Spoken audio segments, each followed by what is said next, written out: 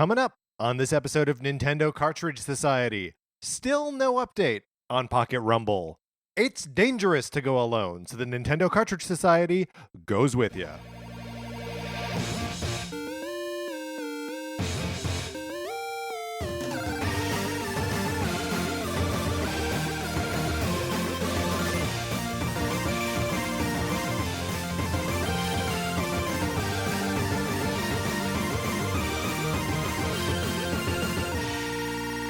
Welcome to Nintendo Cartridge Society. My name is Patrick Ellers. I am joined, as always, by my co-host, Mark Mitchell. How's it going, Mark? I'm doing fabulous. How are you, Patrick? Fabulous. Yeah. That's good. It's an upgrade from great. Yeah, I guess it is. I feel like you normally come back at me with a great. Like, I'm doing great. Yeah, I don't know what it is. I mean, we're recording on a special night, so maybe that I get to see you twice this week. I'm feeling like fabulous. Yeah, that's cause for celebration. Seeing each other 2 times in 1 week over the course of 3 days. Yeah, we're knocking this friendship thing out of the park. Absolutely. We are joining. We're getting together here today on a Wednesday to talk about what happened yesterday, Tuesday. We're Nindies, throwing dates at you, left and right. Dates. Look out! If for you it's Thursday or later. We got to talk about this Nindies showcase. Came out of nowhere. It was announced previously. Not out of nowhere. I'll stop. Before we get into that, though, a couple things we want to cover. We need some ratings and reviews on Apple Podcasts. We would love some ratings and reviews. Mm-hmm. And specifically, we're looking at about like 26 right now that we would like. And the reason is if we have 50, then we can go to E3. We can apply. We can apply to go to E3. E3. We have to have 50 in order to be considered as E3 eligible. And you know that you want us to go to E3, so we can tell you what happens at E3. Yeah, you want sassy E3 opinions. Yes. We're not beholden to any publisher. No. Because nobody will give us money. That's right. Look, I've been given money before. I know what that's like. And I can recognize that in our capacity as NCS show hosts, we don't get money. There's an absence of money being gotten. That's right. Being gotten, being got. So, you know you can trust us. We are incorruptible. We love everything except for the things we hate. And we would be great at E3. So help us get there. All you got to do is rate and review the show. Here are other things you can do, though. You can borrow my copy of Sonic Forces, maybe. If you would like to try to borrow my copy of Sonic Forces, please send your address to our email address. That's Nintendo Cartridge Society at gmail.com. And I'll add you on to the list. And when/if I ever get my copy of Sonic Forces back, I will send it to you, and you can play it for as long as you want and possibly never return it, which is what we might be experiencing right now. Honestly, if it ends up that months down the line, somebody on the list, maybe even years down the line, somebody on the list gets a copy of Sonic Forces, what a fun surprise that'll be for them, because they'll probably have forgotten that they put their name on the list. It'll be like finding $20 in their pocket. Yeah, and that is about what the game is worth right now, I would say. Probably about $20. That's pretty good. Mm-hmm. So treat your future self by sending your address to Nintendo Cartridge Society at gmail.com. Also, one other thing that we want to hit before we get into our main topic, we are going to be creating our own Fantasy Game Boy Classic Edition consoles, handhelds. What would we say this thing is? I Classic presume Edition? Yeah, Classic Edition, a Game Boy Classic Edition. Sure. So we are going to be coming up with those on April 19th. If you would like to participate and get your own list of games in for your ideal Game Boy Classic Edition, you can send that in to Nintendo Cartridge Society at gmail.com. The rules are, Mark? Has to be from the Game Boy or the Game Boy Color. Mm-hmm. No, it's Game Boy Advance nonsense. You can send up to 15 titles. Up to 15.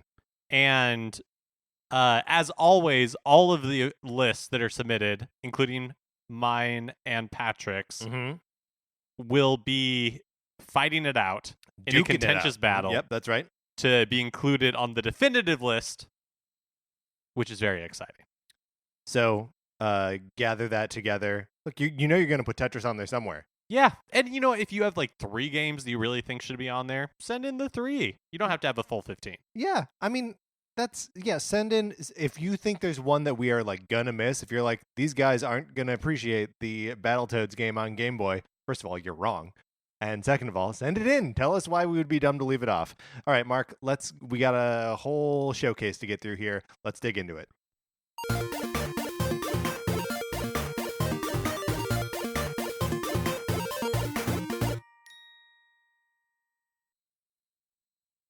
Okay, so showcase ran for about 17 minutes. No, it was like 11. It was like 12. Oh, it was even tighter than I'm imagining. So just overall broad strokes. How'd you feel about this thing? So I can't remember if we talked about this on mic or not. So, but are there any big indies that are out there? You know, like looming as not on the Nintendo Switch anymore? I feel like they've checked a lot of the boxes and continue to check the boxes of the big indies. And so I don't think... Yeah, you know, with the last year we saw, Stardew Valley, we saw Rocket League, we saw Owlboy, like a lot of the big indie games that I was like, man, I want that to come to Switch, have. And so I don't think either of us knew what to expect from this most recent indie showcase. And I wouldn't say that there were any like showstoppers. It seemed fine. For me personally, it was probably the Nindies showcase that I walked away from being like, there were a couple of games that I'm looking for that like I'm interested in, but there wasn't like a big announcement. Yeah, so that was like, finally. Yeah, there are a couple on here that seem really cool to me, and I'm excited to talk about them when we get to them. I remain bummed out that there was no update about Pocket Rumble in here, no update about Wargroove, and there was a third thing, and now it's completely slipped out of my head. But the no update on the King of Cards scenario in Shovel Knight. So the three things that I was like, surely we'll get information about that. None of that information in all games that I had either not heard of or just had like a passing familiarity with. So how do you want to do this? Do you want to go through and just like talk about the games one by one? Yeah, I guess we could. There's some of them that I don't really have a bunch to say on, but we can. I think I've got something to say about all of them. Okay, yeah, let's comment. And I would just want to know like what you're feeling about all of this stuff. Well, okay, so the first thing that kicked us off was Mark of the Ninja Remastered. Okay, what do you know about Mark of the Ninja Remastered? Only that the original game came out on Xbox Live Arcade in 2012, I think. Yeah. And was well regarded at the time, but I've never played it. So I also have never played it, but it's a like side-scrolling stealth game. And like holds you pretty hard to the stealth aspect, which like I like stealth games. I like the parts of Metal Gear where I'm like really trying to sneak around. So I like ninjas. Weirdly, for a game that's been out for 5 years, they don't show any gameplay in the Nindy showcase. So I suppose I could seek that information out myself. No, this is very true. Like based on the trailer itself. Yeah. What the actual game is, those two things did not match up for me. Right. Because like the So what did you walk away from thinking? What did you think the game was like walking away from that? I don't know. I guess little teaser. I guess it was like a cartoony Splinter Cell type game. Okay. So more of like a 3D stealth game. But it's not. No, it is not.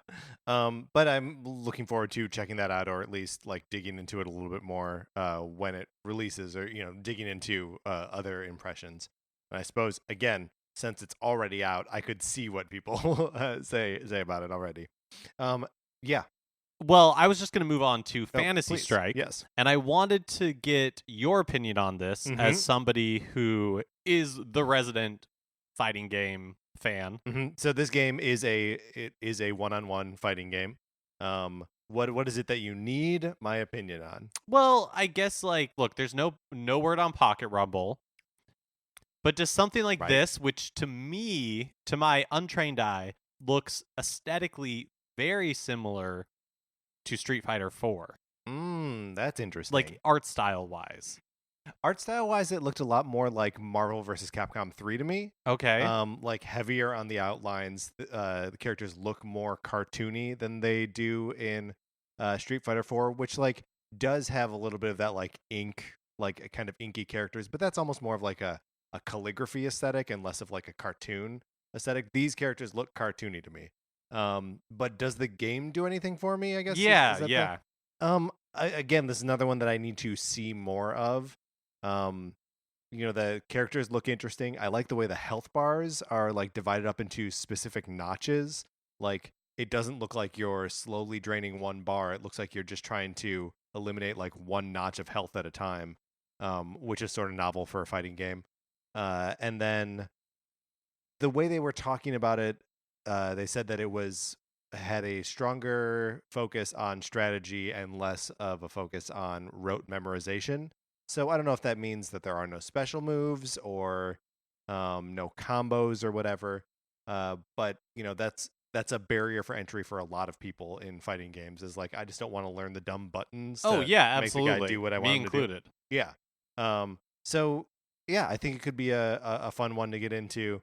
It's always weird to go into a fighting game sort of like blind to like the context or like when I'm picking up a Street Fighter game, I know 90% of the cast from the beginning. When we go into a Marvel vs. Capcom game, we know all of those characters.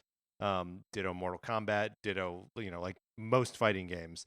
And the exceptions are like this Pocket Rumble thing would have been all new characters. Skullgirls, that was exciting to just have like a fresh cast, and that this would be the same thing where it's like, hey, these are all new characters and you don't know what to expect or like how anyone plays or anything like that. That's all very exciting to me. So I probably will jump into this. Then moving on from that, the next game they showed off was a game that they described as a bullet hell rhythm game called Just Shapes and Beats, which I think is a perfect name for a rhythm game. And a rhythm game that seems to be just shapes and beats. Seems kind of abstract, but cool. They said that it's a lot of like chip tunes, which is really neat. If they haven't already recruited 8-Bit Betty for this, they should obviously give 8-Bit Betty a call. Yeah, just do it. Just do it. Look, you love our theme music, right? You would love everything else 8-Bit Betty does. And this actually goes for everyone listening to this show. Go look up 8-Bit Betty right now. He's on Spotify. And it's a good record that he has up there. We can move on. After that, they showed Garage coming in spring 2018. Yeah, so this game looked a little bit like Smash TV to me, where it's got that like overhead perspective, like really tight overhead, like not at any sort of an angle. You know how like when you're playing like a 2D Zelda, you can tell. Yeah, like, they call it like it's like isometric, I think is what they usually call it, and this is just top down. Yeah, and they say that it is inspired by VHS era B movies. Now I have to admit, I did not understand what this game is. I also don't understand what this game is. It looked like there's a cursor on screen in addition to your character. So I think it's like a sort of like a monster movie / like maybe like Escape from New York style, living in some awful hellscape and just like surviving.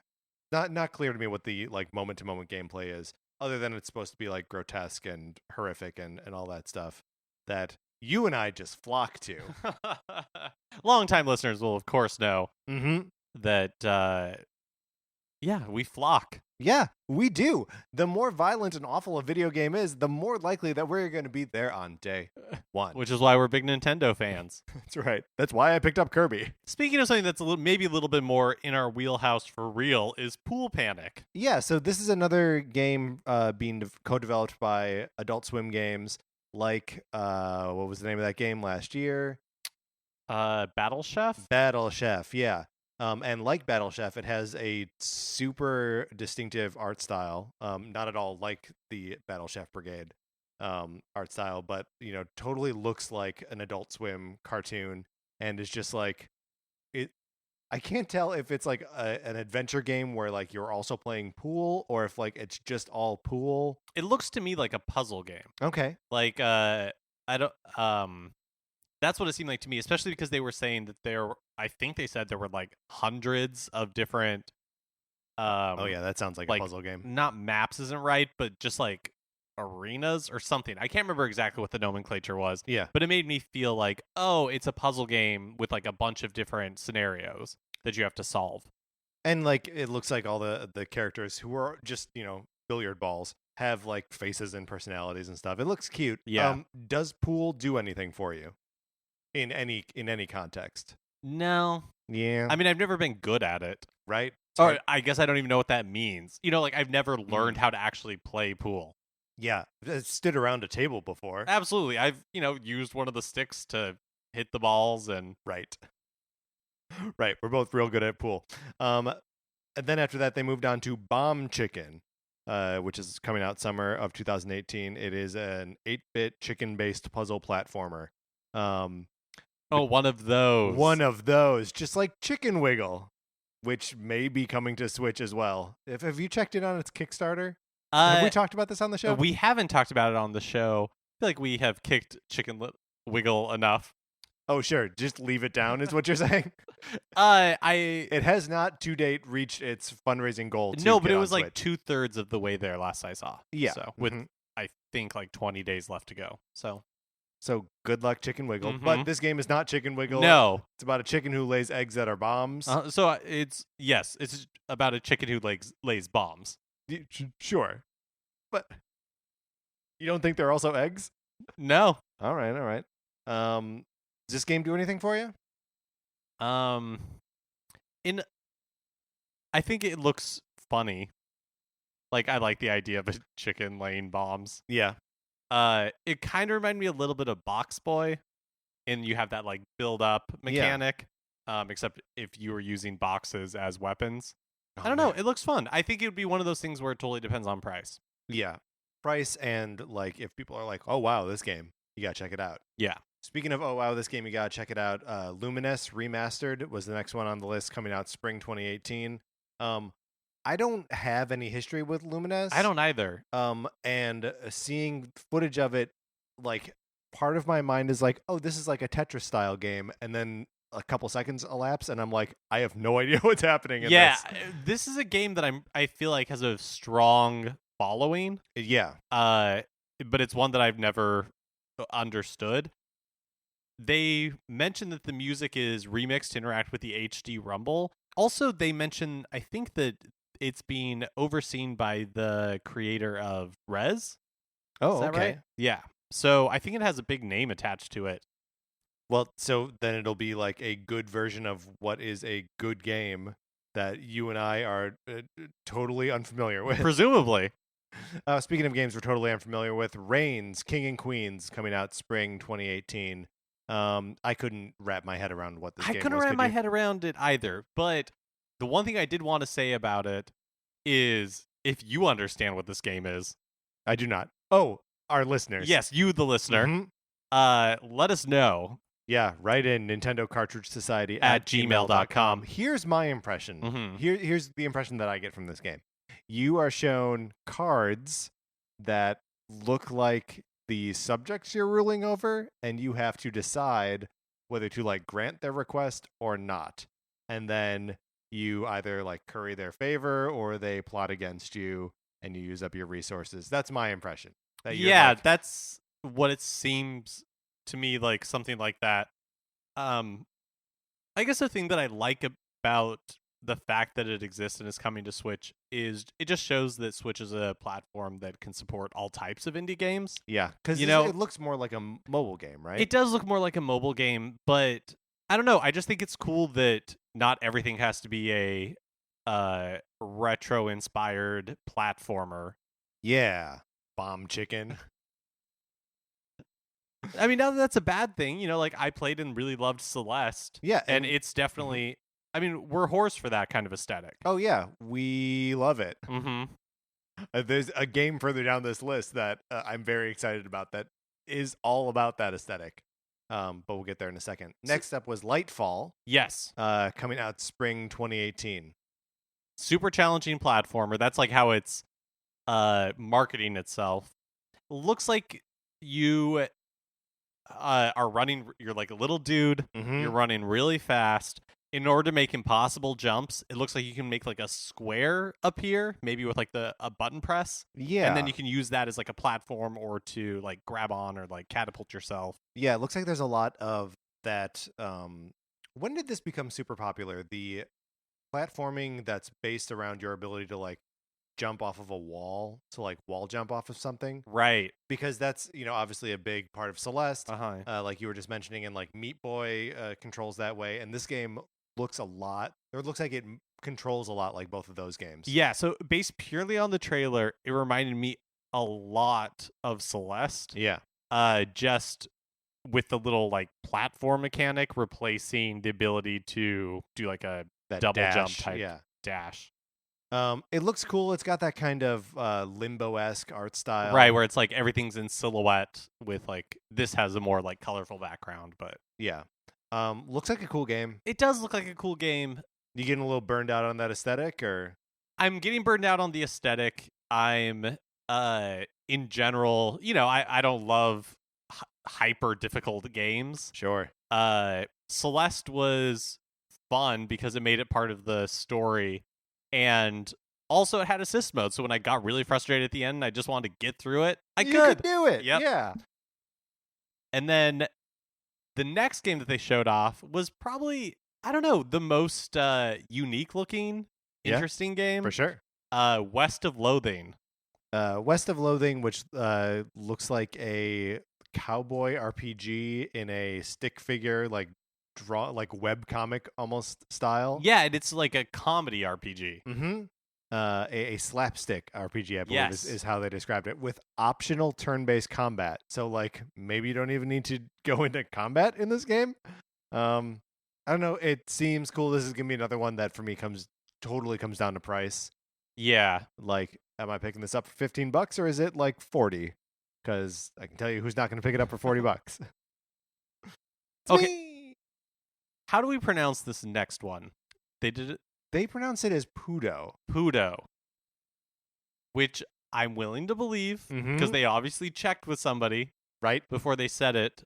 This is another one out spring 2018. Basically, everything on here is either spring or summer of this year, which I guess kind of gives us the impression that like that's all we're seeing in here.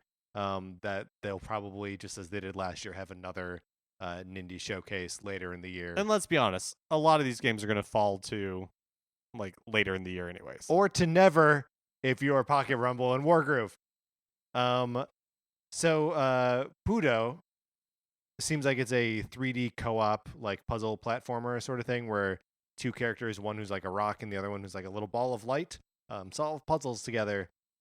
Looks an awful lot like Faye to me. Did you think so? It looked less like saturated to me. Yeah, I mean, it still has that like the very high contrasts, like very bright whites and very dark blacks, and sort of like simple geometric characters. And I mean, I liked Faye fine, not enough to go back to it or finish it or to agree with Fodl on his assessment of the game. But I think a two-player, like, this is something I think I probably could play with Sarah and that we would have a good time with, depending on, like, how difficult it is to control the characters. How do we say this? Pudo?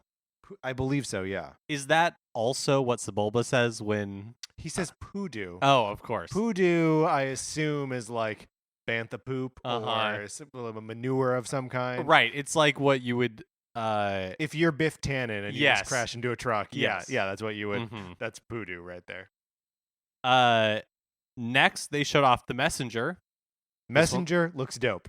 So this is like it looks like a Ninja Gaiden throwback title. Mm-hmm. So I'm assuming super difficult. Yeah, very challenging. That's a good point. Might be too difficult. You're playing as a ninja, presumably a messenger of some kind. Sure, why not? I mean, maybe the messenger is us all along. Or maybe you're trying to take down the messenger. Oh, yeah. Yes, maybe that's it. Sorry, I reacted really strongly to that. Yeah, you really did. Yeah. But so the game has that 8-bit throwback aesthetic. but it also has a 16-bit throwback aesthetic because the game has you like jumping through portals. Traveling through time. Yes, that makes so much sense. So as you jump to a different era in time, so too does the graphical style jump from 8 to 16-bit. And that's fun. That's fun and that's cool, and those are both graphic styles that I love. As discussed, you can get really close to burning me out on something, but then give me a neat twist on it, and like I'm there. Also, I would love to play a game that feels like Ninja Gaiden, like the original Ninja Gaiden games. That's not quite as punishingly difficult as those original games were. I tried playing Ninja Gaiden again on the NES Classic. It's on there, right? I'm not making this up. We're gonna assume for the sake of where else would I have played it? I don't have. I mean, that's a great point. And that game is still just too hard. Like I can get to the same spot in the third level that I ever could as a kid, and could not progress further. Not even with save states and stuff like that. I guess I feel like, if I can, just a small like sidebar about indie games in general, is I feel like they are, I don't know, a lot of them wear like their difficulty as a badge of honor. And it kind of bums me out. Like I feel like it's like super alienating for a large portion of the audience. But I guess like if you're an indie developer, you're very passionate about making games and you want to make games that you love, and you are probably like a skilled video game player and you want to make a game that you would enjoy playing, and so you're making like an incredibly difficult game. Well, the thing that's interesting about like indie games is that like they're obviously shooting for a smaller like piece of the pie than like a big AAA game or like a Nintendo first party game would, right?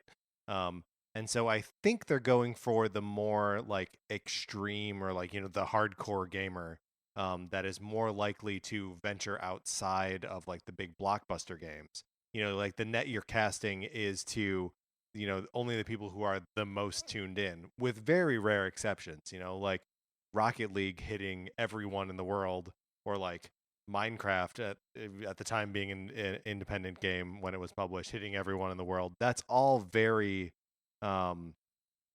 that's the exception. Then the rule is like the people who've been playing games their whole lives and who like make it their lives. And so I mean, you and I play a lot of games, but I think we don't even play that many games actually, really thinking about it, because we're not crazy about challenge. I'm really enjoying Kirby, and that game has very little challenge in it. So yeah, I don't know. I wonder if that's what it's about, that they're just like they're aiming for a segment of the population that has been gaming forever. Yeah, no, I think that's absolutely it. And also I looked it up, and Ninja Gaiden is in fact on the NES Classic. I thank God, because if I was making that up, I don't know what I would do. I mean, one, we would lose all credibility. That's right. And by the way, we are totally incorruptible. No one has paid us a dime for this show. So just review us on iTunes or Apple Podcasts. Apple Podcasts. Also, did Mac Weldon ever pay us? Maybe the network got money. We never filled out the paperwork. That's right. To get money from the network. So we can maybe edit the that network. part out. No, it's perfect. The network can be corruptible. You and I are not. Oh, right, yeah. There we go. Next, they showed Bad North. Yeah, which is pointedly not Wargroove, but is a real-time strategy game that it has roguelike elements, meaning that when your generals or whatever they are die, they're gone forever, and you know, your characters and units are continually affected by whatever you did before. So again, this is a game that I was trying to, based on the trailer, understand the mechanics. Yes. And I don't. Is it like a star? Is it like, you know, like a StarCraft type thing where you are generating units as like enemy units are heading towards you? There didn't seem to be any like bases necessarily. Looked like you were just on an island and then boats were coming at you, and you just got to beat back the boats. Yeah, unclear. They did specifically state real time, so you know, not turn based like Wargroove will be. I'm excited about Wargroove. I think it's going to be good. You just wish Bad North was Wargroove. I do. So we could be talking about Wargroove. And I just wish that Fantasy Strike was Pocket Rumble. So sue me. And then finally, they showed off Banner Saga 3, which is coming to the Switch sometime this summer. And they said the Banner Saga 1 and 2 are coming soon. So the Banner Saga trilogy, these are also games I don't totally understand. Are they? Which is kind of the running theme of the show, is you and I taking guesses at what we think games are. We are out of touch with indie games. Like, I will fully admit that. Yeah. But so like maybe an RPG with like tactical elements, but a lot of like super hard decisions where like one character dies and you never get him back. And all of that kind of like really dark stuff. Yeah, it seems like story is the main focus. Mm-hmm. It's very like Don Bluth 1980s animated film. Totally. I mean, looks a little bit like Dragon's Lair. Yeah. That old arcade game. So I remember like the first and probably the second game at this point have been out for quite some time on a lot of different platforms. They've always looked interesting. I remember seeing Thomas Middleditch back when he was on Twitch. Yeah. When he would like stream games on Twitch. I remember watching him play a little bit of this. It looks very appealing to me, just like aesthetically. Yeah, and seems like a perfect game for Twitch. Or B, like a perfect game to play with someone, like being able to experience whatever specific heartbreak you're experiencing as your characters die, or it seems like one of these guys loses an arm or can lose an arm, right? Right. One of these guys had one arm, Mark. So yeah, it sounds like you're at least a little bit interested in this one. I think it'd be fun to maybe buy the first one when it comes out and we can play it together. Yeah, I like that. Let's do that. So that wraps up the showcase, all either 11 or 17 minutes of it, depending on which one of us you ask. But that's not the end of the Nintendo indie news coming out of GDC. We saw a couple other announcements. Hyper Light Drifter is coming to the Switch. Nidhogg 2 is coming to the Switch. And Crashlands all coming out. Are those all this summer or no? I think just Hyper Light Hyperlight? Drifter was the only one that they said was coming this summer. The other ones I don't think have dates yet. So when we were talking about this a little bit before the show, you were excited about Nidhogg 2. Yeah, have you played the original Nidhogg? No, it's not a series I'm familiar with at all. So the original Nidhogg is a one-on-one fencing game with super simple like Atari style graphics, like pre 8-bit, and like all the characters can do is like run, jump, duck, and like swing their sword, and it's basically a one-hit kill fighting game where you just like keep respawning and like keep like racking up scores against each other.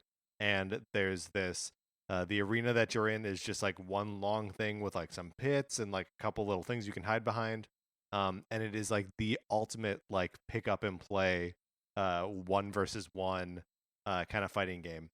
And Nidhogg 2 is has more of like almost an ugly 16-bit aesthetic. Like it looks more like a Genesis game or like a TurboGrafx game where like the colors are like the greens are too green and like the pinks are gross.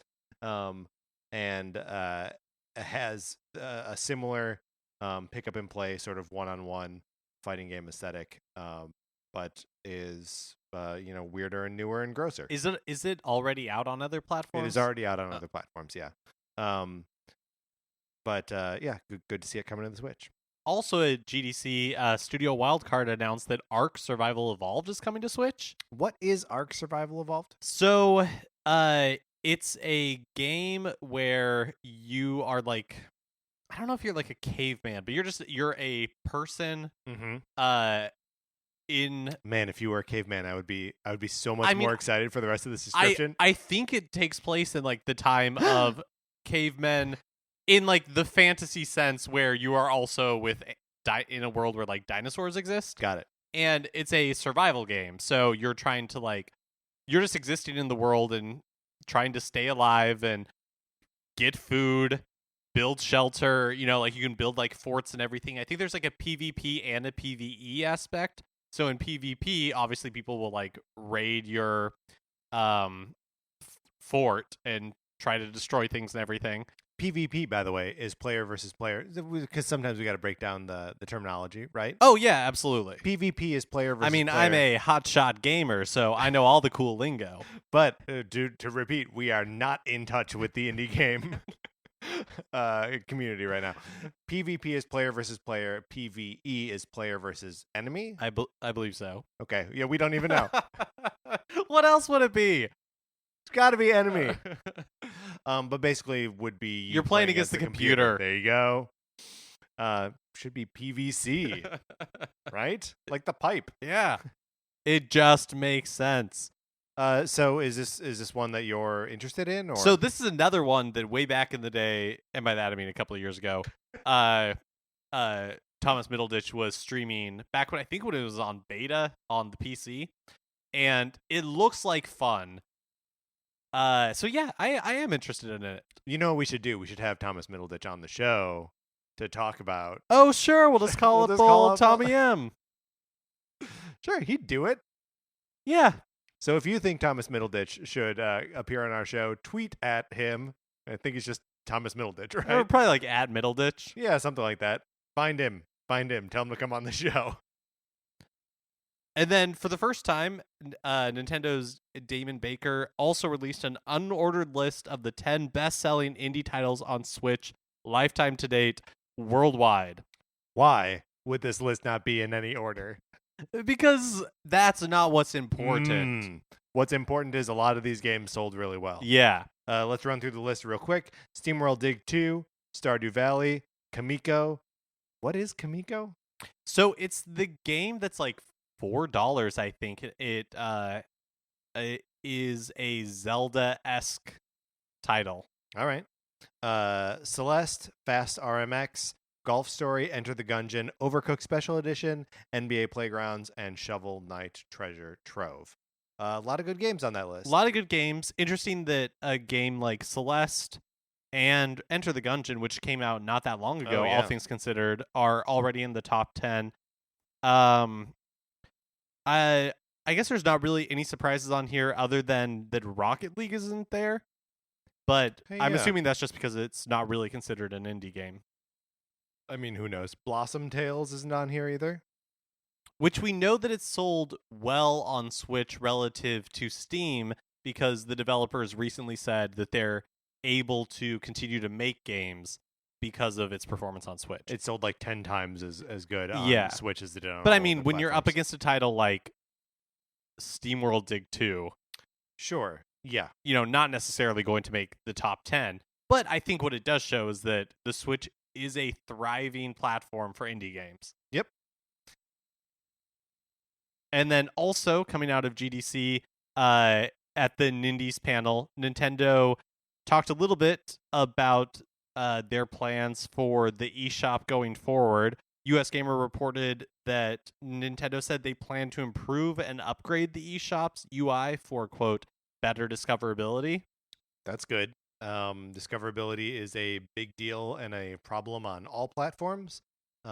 If you're not, I do like that the Switch eShop is that you can sort it by what is most new. So if you're picking up something the day it's coming out, you can find it. But like once you're a week or two out, like you got to know what you're looking for. Browsing on that thing is a nightmare. It seems like studios have started using sales as a way to make their game known. Yeah. Because there's a category specifically for games on sale. And so you drop it by like 10% or something, it shows up there.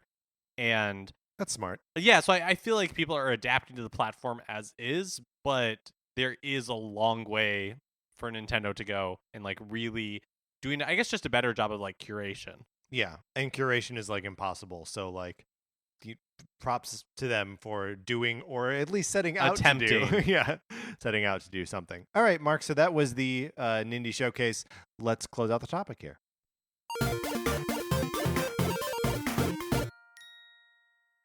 I don't really think we missed anything, but if we missed anything, you could write to us at Nintendo Cartridge Society at gmail.com and let us know what we missed. It's possible also that we shortchanged some of these games that deserve more attention, or that we talked too much about Fantasy Strike. Yeah, or it's also completely possible that we completely misinterpreted how one of these games worked. That's true. If anyone knows what's the name of this game?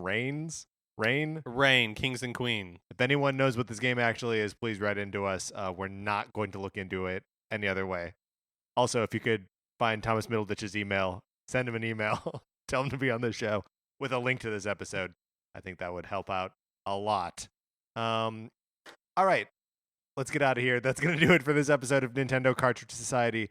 Remember, please rate, review, subscribe on Apple Podcasts. If you want us to go to E3, we need 50 reviews. That's 26 more than we have at this exact second. So, steal your mom's phone. Steal your brother's phone. Borrow them. You can just borrow them. Steal them. Do whatever it takes. Review the show.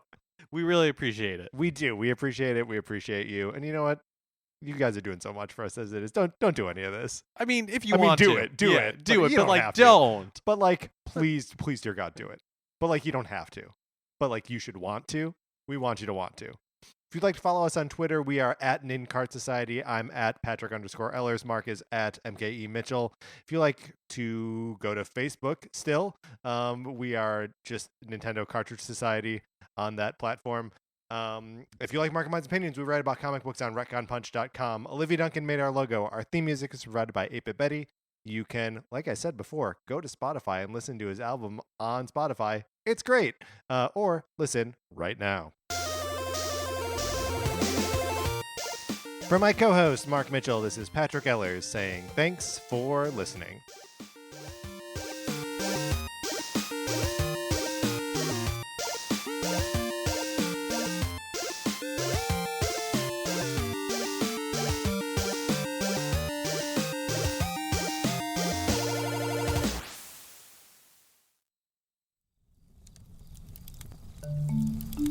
Campfire.